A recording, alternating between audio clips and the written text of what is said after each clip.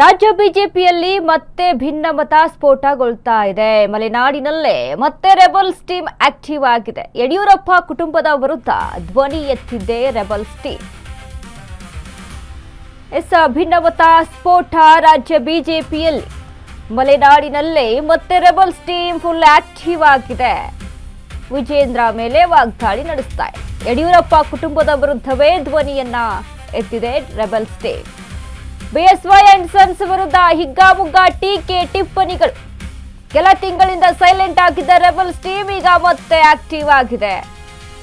ಕೇಂದ್ರ ಮಟ್ಟದಲ್ಲಿ ಬದಲಾವಣೆ ಬಳಿಕ ಮತ್ತೆ ಮುನ್ನೆಲೆಗೆ ಬಂದಿದೆ ರೆಬಲ್ಸ್ ಟೀಮ್. ಕಿಚ್ಚಿಗೆ ರಾಜ್ಯದಲ್ಲೂ ಕೂಡ ಬದಲಾವಣೆ ಆಗುತ್ತಾ? ಹಾಗಾದ್ರೆ ಯಾವುದೇ ಪಕ್ಷ ಅಂತ ಬಂದಾಗ ಬನ ರಾಜಕೀಯ, ಬನ ಬಡಿದಾಟ. ಇದೀಗ ಬಿಜೆಪಿಯಲ್ಲೂ ಕೂಡ ರೆಬಲ್ಸ್ ಟೀಮ್ ಟೀಕೆ ಟಿಪ್ಪಣಿಗಳು ಯಡಿಯೂರಪ್ಪ ಸನ್ ಮೇಲೆ, ವಿಜೇಂದ್ರ ಮತ್ತು ಯಡಿಯೂರಪ್ಪ ಮೇಲೆ. ಅಂದ್ರೆ ಅವರದ್ದೇ ಪಕ್ಷದಲ್ಲಿ ಆದಂಥ ಭಿನ್ನಾಭಿಪ್ರಾಯ, ಅವರ ಆಡಳಿತವನ್ನ ವಿರೋಧಿಸಿ ಮಾತನಾಡುವಂಥ ರೀತಿ, ಇವೆಲ್ಲವೂ ಕೂಡ ಮತ್ತೆ ಮುನ್ನೆಲೆಗೆ ಬಂದಿದೆ. ಈ ಹಿಂದೆ ಕೂಡ ಅವರದ್ದೇ ಪಕ್ಷದಲ್ಲಿ ರೆಬಲ್ಸ್ ಟೀಮ್ ಅಂತ ಬಂದಾಗ ನಾವು ನೋಡ್ತೀವಿ, ಕುಮಾರ್ ಬಂಗಾರಪ್ಪ,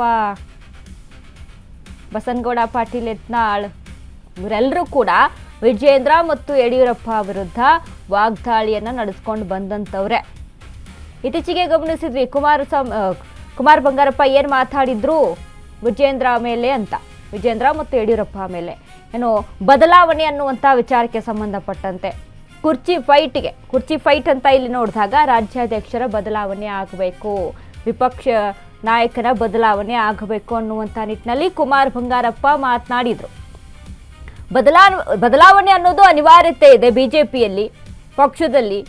ಹಾಗಾಗಿ ಬದಲಾವಣೆ ಅನ್ನೋದು ಆಗಲೇಬೇಕು. ಅದರಲ್ಲೂ ವಿಜೇಂದ್ರ ಮತ್ತು ವಿಪಕ್ಷ ನಾಯಕನ ಬದಲಾವಣೆ. ಡಮ್ಮಿ ಕ್ಯಾಂಡಿಡೇಟ್ ಹಾಕಿಕೊಂಡು ಗೆದ್ರಂತೆ ಬಿಎಸ್ವೈ ಪುತ್ರರು. ಮಾಜಿ ಶಾಸಕ ಕುಮಾರ್ ಬಂಗಾರಪ್ಪ ಸ್ಫೋಟಕ ಆರೋಪ ಮಾಡ್ತಾ ಇದ್ದಾರೆ. ಕಾಂಗ್ರೆಸ್ ಜೊತೆ ಅಡ್ಜಸ್ಟ್ಮೆಂಟ್ ರಾಜಕಾರಣ ಮಾಡ್ತಿದ್ದಾರಂತೆ. ಇಂಥ ಪರಿಸ್ಥಿತಿ ಬಗ್ಗೆ ಚಿಂತಿಸುವ ಮಟ್ಟಕ್ಕೆ ಬಿಜೆಪಿ ತಲುಪಿದೆ. ರಾಜ್ಯ ಬಿಜೆಪಿ ಸಂಪೂರ್ಣ ಹಾಳಾಗಲು ಬಿಎಸ್ವೈ ಪುತ್ರರೇ ಕಾರಣ ಅಂತ ಬಿವೈವಿ ರಾಘವೇಂದ್ರಗೆ ಕುಮಾರ್ ಬಂಗಾರಪ್ಪ ಡೈರೆಕ್ಟ್ ಹಿಟ್ಟನ್ನ ಕೊಟ್ಟಿದ್ದಾರೆ. ಸ್ವಪಕ್ಷದ ವಿರುದ್ಧವೇ ಅಡ್ಜಸ್ಟ್ಮೆಂಟ್ ರಾಜಕಾರಣ ಆರೋಪ ಮಾಡಿದ್ದಾರೆ ಕುಮಾರ್ ಬಂಗಾರಪ್ಪ. ಬಿವೈ ವಿಜೇಂದ್ರ ವಿರುದ್ಧ ಕುಮಾರ ಬಂಗಾರಪ್ಪ ಆಕ್ರೋಶವನ್ನ ಹೊರಹಾಕಿದ್ದಾರೆ.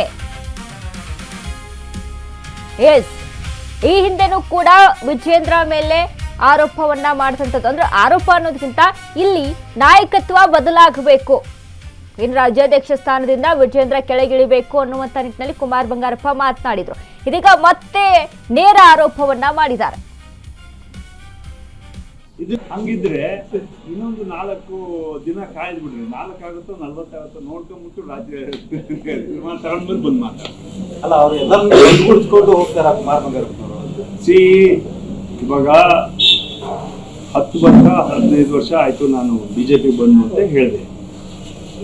ರಾಜ್ಯಾಧ್ಯಕ್ಷರು ಮೊನ್ನೆ ಯಾವುದೋ ಒಂದು ಇಂಟರ್ವ್ಯೂನಲ್ಲಿ ಹೇಳಿದ್ರು, ಸೊರಬದಲ್ಲಿ 10 ವರ್ಷದಿಂದಲೂ ಇದೇ ಪರಿಸ್ಥಿತಿ ಇದೆ ಅಂತ ಹೇಳಿದ್ರು. 10 ವರ್ಷದಿಂದ ಪರಿಸ್ಥಿತಿ ಇಟ್ಟೋರು ಯಾರು ಅಂತ ಹೇಳಿಲ್ವೇ? ಯಾಕಂದ್ರೆ 10 ವರ್ಷದಿಂದ ನಾನು ಇದ್ದೀನಿ ಅಂತ ಹೇಳಿದ್ರು. 10 ವರ್ಷದಿಂದನೂ ಸೊರಬದಲ್ಲಿ ಇದೇ ಪರಿಸ್ಥಿತಿ ಅಂತ ಹೇಳಿದ್ರು. ಯಾರು ರಾಜ್ಯಾಧ್ಯಕ್ಷ ಇವಾಗಿರೋರು, ಬಿಜೆಪಿ ಮಾಡಿದ್ಯಾರು? ಇದನ್ನ ಇಟ್ಕೊಂಡು ಓಡಾಡಿಸ್ಬೇಕು, ಸೊರಬ ತಾಲೂಕಿನ ರಾಜಕಾರಣ ಹಾಳು ಮಾಡ್ಬೇಕು, ಇದನ್ನ ಕುಳಿಗಡಿಸ್ಬೇಕು, ಶಿವಮೊಗ್ಗ ಜಿಲ್ಲೆ ಇದು ಮಾಡ್ಬೇಕು. ಕಾಂಗ್ರೆಸ್ ಜೊತೆ ಅಡ್ಜಸ್ಟ್ಮೆಂಟ್ ಮಾಡ್ಕೊಂಡು ಕ್ಯಾಂಡಿಡೇಟ್ ಹಚ್ಕೊಳಕ್ಕಾಗತ್ತೆ?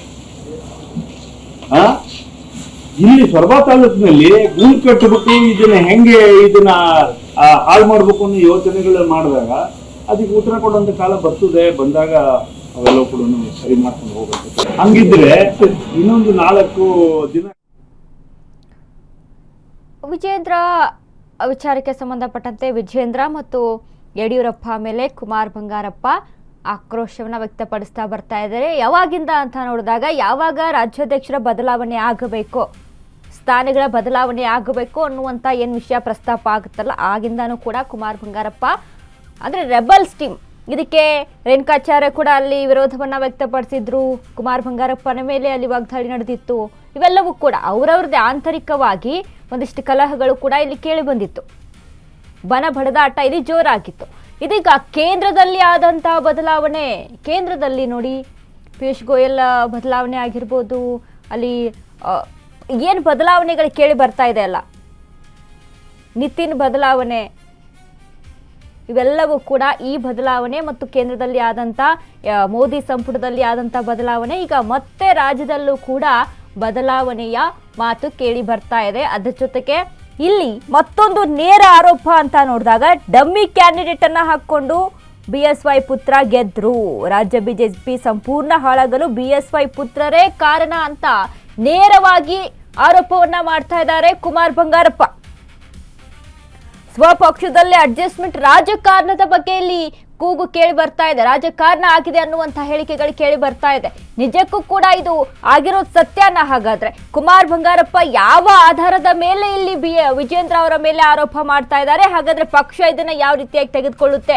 ಯಾಕಂದ್ರೆ ಈ ಹಿಂದೆ ಏನು ಯತ್ನಾಳ್ ಮಾತಾಡಿದಂತ ವಿಚಾರಕ್ಕೆ ಸಂಬಂಧಪಟ್ಟಂತೆನೆ ಕೂಡ ಪಕ್ಷ ಆಕ್ಷನ್ ಅನ್ನ ತೆಗೆದುಕೊಂಡಿತ್ತು. ಈಗ ಏನ್ ಮಾಡುತ್ತೆ ಅನ್ನೋದೇ ಪ್ರಶ್ನೆ.